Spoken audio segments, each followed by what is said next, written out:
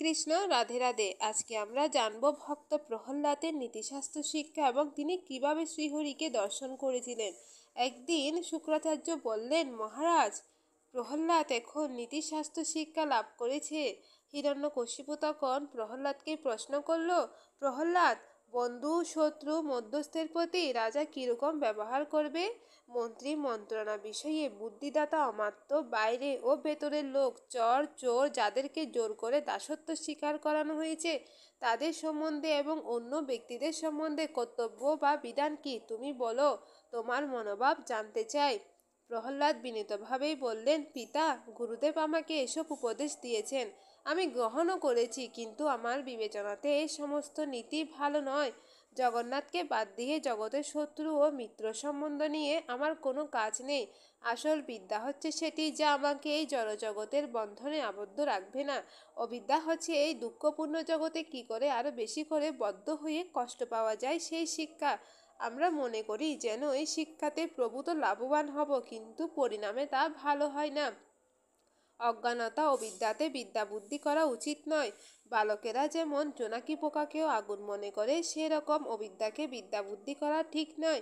সবাই তো রাজ্য চাই, রাজত্ব চাই, ধন চাই, তবুও ভবিতব্য যা ততটুকু ছাড়া বেশি কিছু পাই না। নীতিজ্ঞানহীন অসুরদের ভাগ্যেও রাজ্যভোগ ঘটে, কিন্তু কয়েকদিনের মধ্যে সব কিছু হারাতেই হয়। একমাত্র অনাদি অচ্যুত পরমেশ্বরের প্রীতি উদ্দেশ্যে সব শিক্ষা সব কর্ম নিয়োজিত হলে চিরকালের জন্য সমস্ত ক্লেশের ক্ষয় হয়। একথা শুনেই হিরণ্যকশিপু ক্রোধে প্রহ্লাদকে বুকে প্রদাঘাত করে জ্বলন্ত অগ্নির মতো হয়ে তার মন্ত্রীদের বলল, হে বিপ্রচিত্ত, হে রাহু, হে বল, তোমরা এক্ষুনি একে পাথরে বেঁধে মহাসমুদ্রে নিক্ষেপ করো। এই দুরাত্মা থাকলে সমস্ত লোকের অভিমত অবলম্বন করবে। আমার রাজত্বে আমার বাণীই একমাত্র থাকবে, দুরাত্মা প্রহ্লাদের কোনো মত থাকবে না। যাও, ওকে চিরতরে ডুবিয়ে দাও।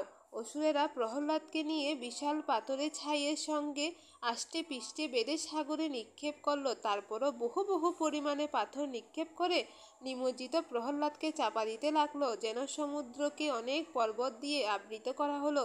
প্রহ্লাদ শ্রীকৃষ্ণকে ধ্যান করতে লাগলেন। সেই সময় সমুদ্র চঞ্চল হয়ে উঠল, বসুন্ধরা কম্পিত হলো, পর্বত সরে গেল, প্রহ্লাদ সহ সমুদ্রের কিছু তলদেশ উপরে উঠে এলো। প্রহ্লাদ যেন স্বপ্ন থেকে জেগে উঠলেন। তারপর স্তুতি করতে লাগলেন, হে ভক্তের ভগবান, হে অভক্তেরও ভগবান, তোমায় প্রণাম। ভক্তের কাছে তুমি সৌম্য মধুর রূপ, অভক্তের কাছে তুমি করাল ভয়ঙ্কর রূপ। তোমাকেই প্রণাম।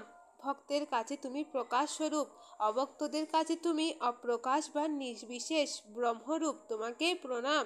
হে বাসুদেব, হে কৃষ্ণ, হে হরি, হে আদি কারণ, তোমাকে প্রণাম। তদগত চিত্তে প্রহ্লাদ শ্রীহরির স্তব করতে লাগলেন। তখন ভগবান শ্রীহরি আবির্ভূত হলেন।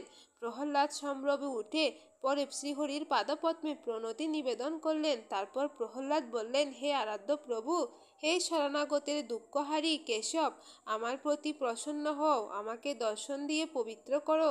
ভগবান শ্রীহরি বললেন, প্রহ্লাদ, আমার প্রতি তোমার স্থিরতর ভক্তির জন্য আমি প্রসন্ন হয়েছি, এখন আমার কাছ থেকে ইচ্ছা মতো বর চাও। প্রহ্লাদ বললেন, হে নাথ, হে অচ্যুত, আমার কর্ম বিপাকে জগতে হাজার হাজার বার জন্মগ্রহণ করলেও প্রতি জন্মে জন্মে যেন তোমার প্রতি আমার সর্বদা ঐকান্তিক ভক্তি হয়। বিষয়াসক্ত লোকেরা বিষয় ভোগে যেমন অবিচলিত প্রীতি বিষয় চিন্তা ছাড়া থাকতে পারে না, তেমনি তোমার চিন্তা আমার মন থেকে যেন অপসৃত না হয়। ভগবান বললেন, প্রহ্লাদ, আমার প্রতি তোমার স্থির ভক্তি তো আছেই, এখন আরও অন্য বর প্রার্থনা করো। প্রহ্লাদ বললেন, হে আরাধ্য প্রভু, আমি যখন তোমার স্তব করতে উদ্যত হই, অমনি আমার পিতা আমার প্রতি বিদ্বেষ করতে শুরু করে। সেজন্য তার যে অপরাধ হয়েছে তা নষ্ট হোক।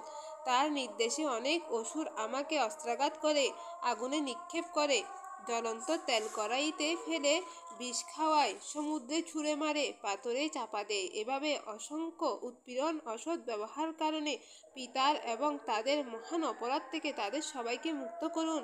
শ্রী ভগবান বললেন, প্রহ্লাদ, তোমার কথাই তারা অপরাধ মুক্ত হবে, তুমি ধন্য। এই বলে শ্রীহরি অন্তর্হিত হলেন। প্রহ্লাদ সেখান থেকে রাজপ্রাসাদে প্রত্যাবর্তন করলেন। প্রহ্লাদকে দেখে সমস্ত লোক বিস্ময়াভূত হলো। হরে কৃষ্ণ। রাধে রাধে।